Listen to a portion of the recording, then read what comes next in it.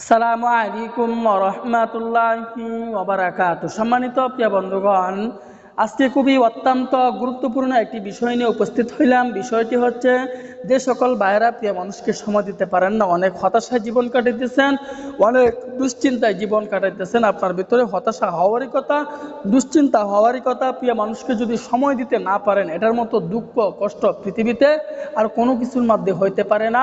কারণ প্রিয় মানুষটিকে, একজন পুরুষ মানুষ যদি একজন নারীর কাছে লজ্জিত হতে হয়, এটার মতো শরম, লজ্জা শরম আর হতে পারে না। কারণ আপনার লজ্জা শরম হওয়ারই কথা। কারণ আপনি বিবাহের আগে সব কাজ করে ফেলছেন, কলমের কালি শেষ করে ফেলছেন, কলমকে নড়বড় করে ফেলছেন, কলম আঁকা বাঁকা করে ফেলছেন, কলমের গুড়া চেগন করে ফেলছেন, আগা মোটা করে ফেলছেন, কলমে এখন নিস্তেজ, কলম থেকে কোনো কালি বের হয় না। তো এখন তো প্রিয় মানুষের কাছে লজ্জিত হতেই হবে। তো এই লজ্জিত হওয়া থেকে যদি আপনি বাঁচতে চান, সমাধান পেতে চান, তাহলে আজকে খুবই অত্যন্ত গুরুত্বপূর্ণ আমি একটি ভেষজ নিয়ে উপস্থিত হইলাম। এই ভেষজটি আমি আপনাকে যে নিয়মে বলে দেব, এই নিয়মে যদি আপনি সেবন করতে পারেন, ইনশাআল্লাহ আশাবাদী আপনি এই সমস্যা হইতে সমাধান পাবেন। তো কিভাবে এই ভেষজটি তৈরি করবেন? এই ভেষজটি তৈরি করতে হলে আমাদেরকে 3টি উপাদান সংগ্রহ করতে হবে। 1 নম্বর উপাদান সংগ্রহ করতে হবে ইসবগুলের বুশি, 2য় নম্বরে সংগ্রহ করতে হবে ছাগলের দুধ, 3য় নম্বরে সংগ্রহ করতে হবে তাল মিশ্রি। তো এই 3টি উপাদান দিয়ে আজকে আমরা এই ভেষজটি তৈরি করব। কিভাবে তৈরি করব, এগুলো আমি নিজ উপায়ে সংগ্রহ করে ফেলবো। যখন নিজ উপায়ে সংগ্রহ করে ফেলবো, সংগ্রহ করার পরে এগুলো আমরা কিভাবে তৈরি করব, তৈরি করার নিয়মটি আমি বলে দিচ্ছি। প্রথমে ছোট্ট একটা পাত্র নেব। ছোট্ট একটা পাত্র নেওয়ার পরে 1 কেজি পরিমাণে ছাগলের দুধ আমি সংগ্রহ করে ফেলবো এবং ইসবগুলের বুশি আধা কেজি পরিমাণে সংগ্রহ করে ফেলবো। তাল মিশ্রি আমি 1 পোয়া পরিমাণে সংগ্রহ করব। এই 3টি উপাদান, যে উপাদানগুলো বললাম, এই পরিমাণে আমি সংগ্রহ করে ফেলবো।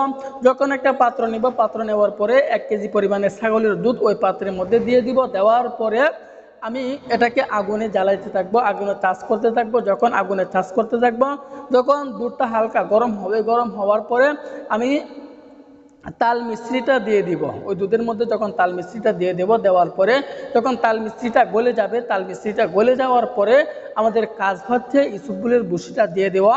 ইসবগুলের বুশিটা যখন দিয়ে দেব, দেওয়ার পরে এটাকে ভালো করে নাড়তে থাকবো।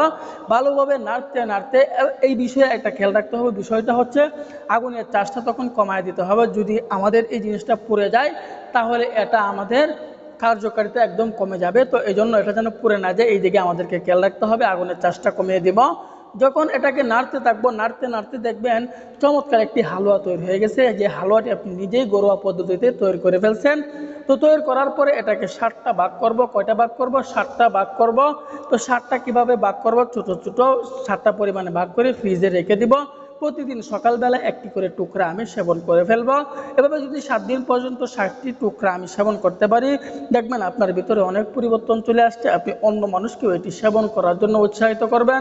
দেরি না করে আজকে থেকে ট্রাই করা শুরু করে দেন। ইনশাআল্লাহ আশাবাদী আপনার উপকার হবে এবং অন্য মানুষকেও এটি সেবন করার জন্য উৎসাহিত করবেন।